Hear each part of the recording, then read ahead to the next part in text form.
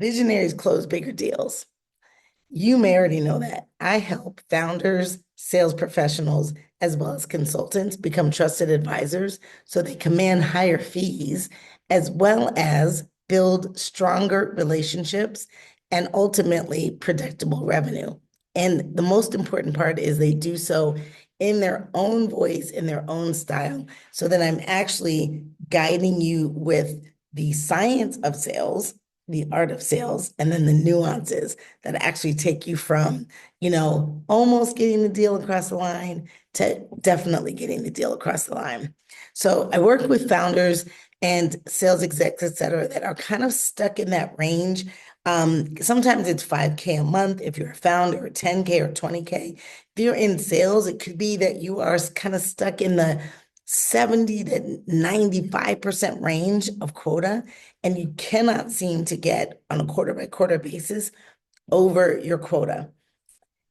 What I find is that corporate buyers are looking for a few things. So you might be having great conversations, but you're not actually getting them across the line, right? You may not have the reach that you need. It could be that it's a pipeline issue. You don't have quite enough activity going on to bring new opportunities into the pipeline. So your reputation stands strong, but your reach is short. Okay. And then the other thing is corporate buyers, you really want to see their return on investment and energy, as well as understanding that there's some differentiation between what they're currently doing and what they would be doing with you without going over the idea of bandwidth, right? So they only have so much resource internally. And if you come in and you're like, hey, we can get all this done, but I need to absorb 90% of your team's bandwidth, that's going to be a challenge for them because they may or may not have access to additional bandwidth, especially in today's economy. So the good news is there is a proven way to influence decisions, thinking, and trust without exhausting yourself with outdated sales tactics. And I'm going to talk to you a little bit about it today. You're going to go away with some actionable tips and techniques that you can use. And obviously, I would love for you to actually connect in with us, and I'll tell you how you can do that in just a little bit. Why you might want to pay attention to this is I actually have sold over $25 million to companies like Wells Fargo Bank, Discover Financial, E-Trade, Bank of America. I have a pretty clear understanding of the how you navigate the committee sale, but also even the one-to-one sale. A lot of times there are questions that come up, and most of my clients just don't know what to say next. Typically, it's something came up, they looked at the proposal, we finished the discovery meeting, and the buyer has an additional question. And I don't exactly know what to say, and I don't want to shoot myself in the foot, so to speak. So a lot of times that's the area that the clients are in. All right, so let's get down to it. Heart-centered framework. This framework helps you really start out, show up as your full self and build relationships and revenue. I use this exact framework to land over the $25 million that I talked a little bit about before. So our clients have used it to land multi-millions of dollars, whether it be founders who position themselves as trusted advisors or consultants. They stop chasing clients and actually attract the right fit clients. And so I'm going to break it down right here, right now. At the end of the day, every letter stands for something. So we're going to start out with the H. The H in heart-centered framework is human to human. What that means is it's no longer really a B2C or a B2B type of thing, even though I use B2B a lot. It really is a human to human relationship. And so what you'll find is that people buy from those they trust to advise them. I'll give you a good example. You aren't going to ask your mailman for financial advice unless you happen to know that that's his expertise behind the scenes. You are likely not going to ask your doctor for anything but medical advice. You're probably not going to ask your doctor for financial advice. So you want to look at it from that perspective. Like most people aren't going to buy unless they actually trust you to advise them in the space that they're talking to you about. This isn't about scripts. It's not about automated funnels, even though I am depending on some notes here because I want to make good use of your time. They need to feel that they are seen, heard, and understood, and they need to connect before they invest. So again, they don't want to just know they can trust you. They want to know that they can trust you to advise them on what they're looking for, whether that be a solution, mechanics of a team, or whatever the case may be. Okay, so the goal is to get from pitching and persuading over to guiding and advising. And this is why founders and salespeople tend to feel stuck. And they also kind of feel like maybe you might feel this way, like you're trying to force something on someone or force the process. So before you sell, you can always ask yourself, am I positioning myself as a trusted advisor or just your typical traditional salesperson who's coming in the noise and not really differentiating who they are and what they do and why they should be viewed as a trusted advisor? Okay, so am I speaking to buyers in a way that resonates or just blending into the noise, right? That's another question you can ask yourself. Okay, the E stands for educate, enlighten, and entertain. Buyers want to be inspired. They want you to show them something that they didn't already know, typically. And when I say entertained, it's like they want to actually enjoy the process of working with you. They don't want to be caught up in a process where they feel like they're always having to ask you for additional information or you're not thinking out ahead. I was talking to a prospective buyer last week, and she was asking me some questions. And sometimes, and I used to do this in my early stage, sometimes we hear questions and we start thinking, oh, they're questioning whether or not I can do this. And it's like, no, they're not questioning whether or not you can do it. They're thinking further ahead in terms of what you're providing. And they just want to understand, is it something that you can handle for a year? Is it 3 months? Is it a year? Is it 3 years? Sometimes they're just asking questions because they want to understand like what your bandwidth is, right? As a consultant or as a sales rep or a service provider. Okay, so they also want to be inspired, right? So they want to be inspired to learn something new so that they can be ahead of trends. They have additional insights they can talk about within their organizations and things like that. And then the enlightening part is just to kind of shift their thinking and help them understand why you, like, why should I work with you? So it's literally just kind of enlightening them on what the market looks like and what maybe your competition or others are doing and how you're doing it differently. Okay, so a lot of salespeople and a lot of founders, sales-focused founders, will skip all of that and they'll go straight to the pitch. And buyers aren't really looking for just another solution or another service. They're actually looking for a new way to think and some way that will actually take them further in the long run. So the more you can help them believe in you and in your solution, the further you'll go to actually get to that predictable revenue and those strong relationships. Okay, action is the A. So we've covered the H and the E. Action is the A. Biggest sales killer ever, inaction. Waiting for perfect action. Waiting to take action. Being afraid to take action. Procrastinating taking action. You notice all the phrases have action in them. So if the buyer isn't moving along with you, right? So aligning on the journey, then they're just staying stuck. They haven't decided that they actually want to leverage and or use their energy in the process with you, and they will just stay stuck in where they are. And you'll hear what this will sound like a lot of times is, I'm checking in with other people. I'm not really sure. A lot of times it's just pure ghosting. They won't respond to any of your emails or your calls. I hate to say it, but that's typically what happens. So if they don't see a clear next step, they won't take one. So most important here is a concise call to action, which you will get at the end of this video. All right, so each and every conversation, every post, every video, everything that you do has to have a concise and clear call to action.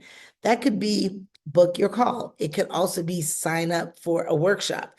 It could be download a framework. It could be just a micro decision of follow for more. It could be any of those things, You just have to be really aware of what step you're asking your prospective buyer to take. Without a clear call to action, really nothing changes. So you literally will see that it is a status quo type of scenario where it doesn't even feel like they're going to take action. So what you'll want to do to influence, to take action, and to build on the relationships so that you can win has everything to do with the H, the E, and the A. All right, the R. The R stands for results. So there's a reason that a lot of sales focused people, sales focused leaders get stuck in this unpredictable revenue time warp. Okay, that stage isn't lack of talent, it's not lack of knowledge, it's not sometimes not lack of action, it's just not being results oriented or results driven. And what that looks like is you go into meetings and you don't really know what success would look like. Is it a follow-up meeting? Is it them asking for a proposal or you offering the proposal and then them accepting it? Is it scheduling the next meeting? Is it bringing another buyer into the conversation, right? Maybe the manager or the leader that actually holds budget. Is it any of those things? And it's having one specific point that you're looking for. Now, let me just say, as light an area as a balloon, you go in with a clear thought about what the result will look like, but be ready to release it at any moment because your buyer also has their agenda. And candidly, that's the most important agenda. Okay. So you want to create trust. And when they see proof, they will begin to believe. So things like storytelling, you could bring case studies, testimonials, your ability to talk about what other clients have done in the past, right? And I'll pause here and tell you a little bit about what our clients have done. So one of the unique pieces of our program is that we're a revenue share program. There's a fee for the work, whether it be for 6 months or 12 months. We also have a 90-day program. And from there, with the advisory and access to an advisor, there's a 12% revenue share. So that way we keep the fee at a moderate level. And then when you win deals, we win deals. And you're not billed until your client actually pays their invoice. So as we work on things together, we know what's coming up and what's actually going to be finished, and we start projecting. I can tell you that one specific client just hit her $100,000 mark.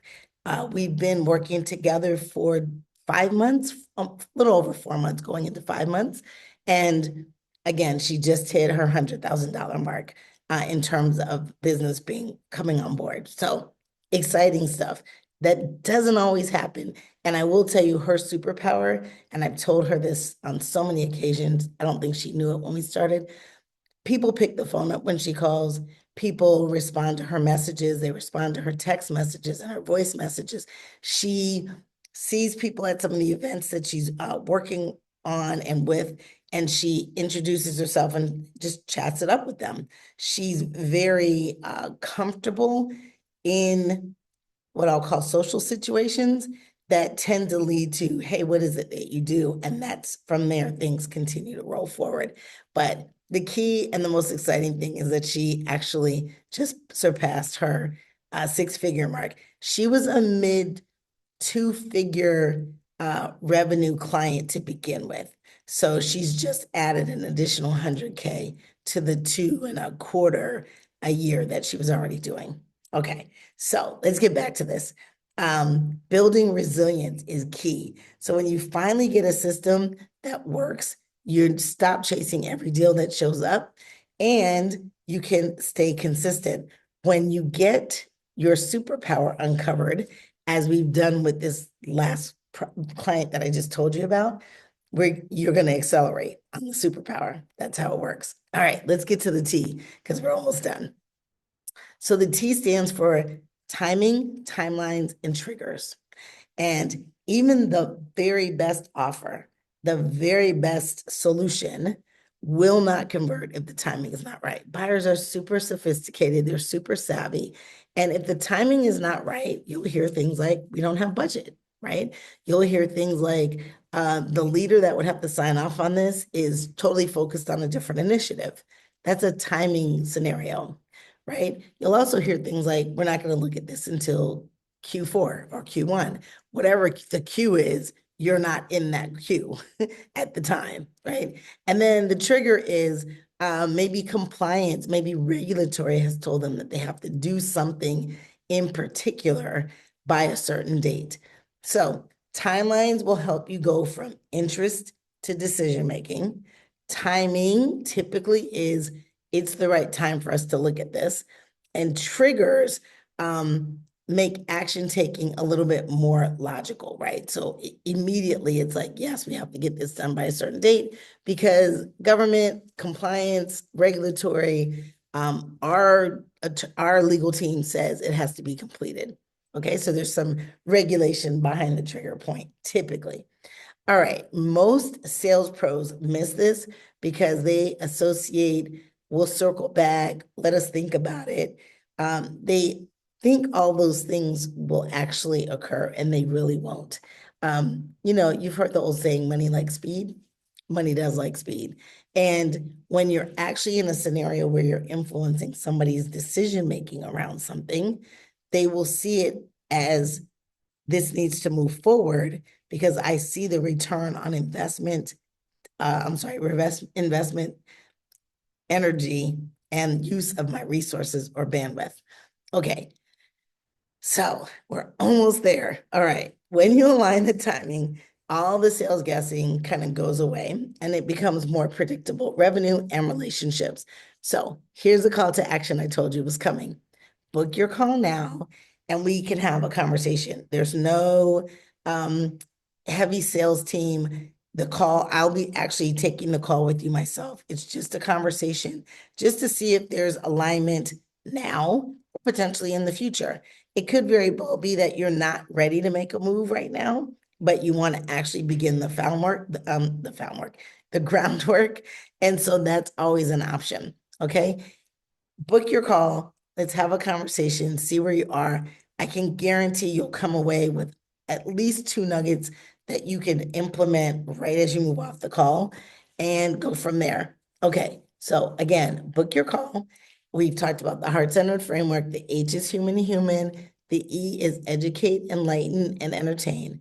The A is action. The R is results, be results driven. And the T is timing, triggers, and timelines. All right, if you are ready to stop guessing and start generating predictable revenue, book your call. If you simply just want to have a conversation, that's perfectly fine. I am the probably non pushy, scripted sales professional that you'll ever want to meet. I'm here to help. And whether that timing works right now or in the future, I would love to have a conversation.